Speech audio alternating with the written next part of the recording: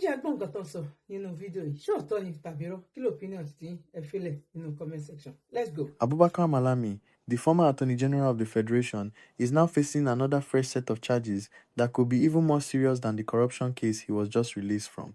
We all recall that Malami and his family were in Kuje prison for the past weeks for alleged money laundering and bribery during his time as the Attorney General, where he and his family allegedly laundered Nigerian money and bought expensive houses in various locations across Nigeria. The court granted Malami bail just last week, and he was released a few days ago from Kuje prison after meeting the strict bail conditions of N$500 million each for himself, his wife, and his son. Nigerians thought he would at least enjoy some time at home with his family before the next court hearing scheduled for February 17th. But now he is going back to that same prison again, and this time for something even more shocking than corruption. Before his release, the court had ordered EFCC to take over some of the houses that Malami acquired through his alleged money laundering schemes. Following these orders, EFCC officials went to search his house in Kebbi State to formally take possession of the property and document everything inside. To their complete surprise, they discovered a cache of arms and ammunition hidden in his house in Kebbi. A former Attorney General, the Chief Law Officer of the Federation, the man who was supposed to prosecute criminals, has suddenly turned into an arms dealer. This is how far Nigeria's politicians have fallen. What in God's name would someone like Abubakar Malami be doing with illegal arms and ammunition in his house? This is the question every Nigerian is asking right now. Malami was not a soldier or a security officer. He was a lawyer, a senior advocate of Nigeria, and the Attorney General of the Federation. Why would such a person need a cache of weapons hidden in his house? The only reasonable explanations are all disturbing. Either he was involved in arming criminals and terrorists, or he was preparing for some kind of violent activity himself, or he was storing weapons for other people who are involved in criminal activities. No matter which explanation is true, it shows that Malami is far more dangerous than anyone initially thought. The EFCC, upon seeing these arms and ammunition, immediately contacted the Department of State Services, which has the constitutional power and expertise to investigate matters relating to arms, weapons, and terrorism. The DSS has now taken over this aspect of Malami's case, and Malami is now fully indicted for illegal possession of arms and potential links to terrorism. He will be returning to prison while the DSS conducts a thorough investigation into where these weapons came from, how he acquired them, what he intended to use them for, and whether he has been supplying weapons to terrorist groups or criminal gangs operating in Nigeria.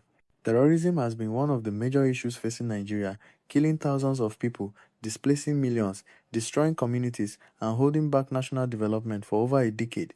When people like Abubakar Malami, who are supposed to interpret and uphold the law, are found with illegal arms in their houses, it means something has gone terribly wrong in Nigeria.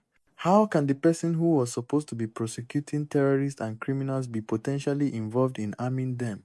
How can the Attorney General who should be fighting illegal weapons be storing them in his own house? This is a complete betrayal of the trust that Nigerians placed in him when he was appointed to that high office. It shows that the corruption in Nigeria goes deeper than just stealing money. Some of these politicians may actually be involved in the violence and insecurity that is destroying the country. According to the DSS, the arms and ammunition recovered from Malami's house were not licensed weapons. This is very important because in Nigeria, certain people like former government officials can legally own firearms if they have proper licenses and permits. But these weapons found in Malami's house were completely illegal and unlicensed. Even more concerning, according to the DSS, these are not the type of arms that are allowed to be owned by private individuals at all. These appear to be military-grade weapons that only security forces should have access to. So the question becomes even more serious. How did Malami, the former Attorney General of the Federation, gain access to these kinds of weapons that even licensed gun owners are not allowed to possess? Who supplied him with these arms? What was he planning to do with them? As it stands now, Malami is returning back to DSS custody immediately until they complete their investigation into the illegal arms found in his possession. This is separate from the corruption case he is already facing. He could now be looking at additional terrorism-related charges on top of the money laundering and corruption charges. If Malami is found to have been financing terrorists in Nigeria or supplying them with weapons, he will face the full wrath of the law. Following the new policy announced by General C.G. Musa that friends of terrorists will be treated like terrorists, if Malami is proven to have been arming terrorist groups, he will be treated exactly like a terrorist himself. This could mean even harsher punishment than what he was facing for the corruption charges. The discovery of these weapons raises very disturbing questions about Malami's possible involvement in Nigeria's security crisis. During his time as Attorney General, Boko Haram and bandit groups were very active and seemed to have access to sophisticated weapons despite military efforts to stop arms smuggling. Could Malami have been one of the sources supplying weapons to these groups? Was he using his position as Attorney General to protect arms dealers and weapons smugglers? Was he directly involved in arming the terrorists and bandits who have been killing Nigerians? These are questions that the DSS investigation must answer thoroughly. Malami's case might be the first concrete evidence of this high-level involvement in terrorism. If the investigation is done properly and thoroughly, it could expose a whole network of government officials who have been enabling and supporting terrorism in Nigeria. Nigerians are completely shocked by this development, but at the same time not entirely surprised. Many people have always suspected that some politicians and government officials were secretly involved in the insecurity plaguing Nigeria. Now there is evidence to support these suspicions. People are saying that if a former Attorney General can be caught with illegal arms in his house, then anything is possible in Nigeria. They are demanding that the DSS investigation be thorough and transparent, with regular updates to the public about what they are finding. They want to know the full extent of Malami's involvement with illegal weapons and whether he has connections to terrorist groups. Most importantly, Nigerians want to see justice served without any political interference or cover-up.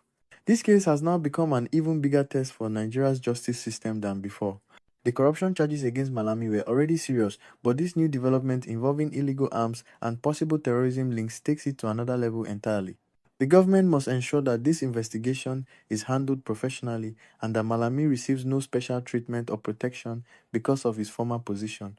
If the evidence shows he was involved in arming terrorist or criminal groups, he should face the maximum punishment allowed by law. Now, Anything less what would be is a your own complete failure opinion? of justice and would Biafra confirm no way. Nigerians' worst Yoruba fears nation that powerful politicians are above the law no holds matter what crimes they everybody's commit. hands. What do you think about the What discovery are we of going illegal to arms do in as Malami's a house? Does Nigeria? this prove that some Leave your politicians are comments. involved in arming terrorists?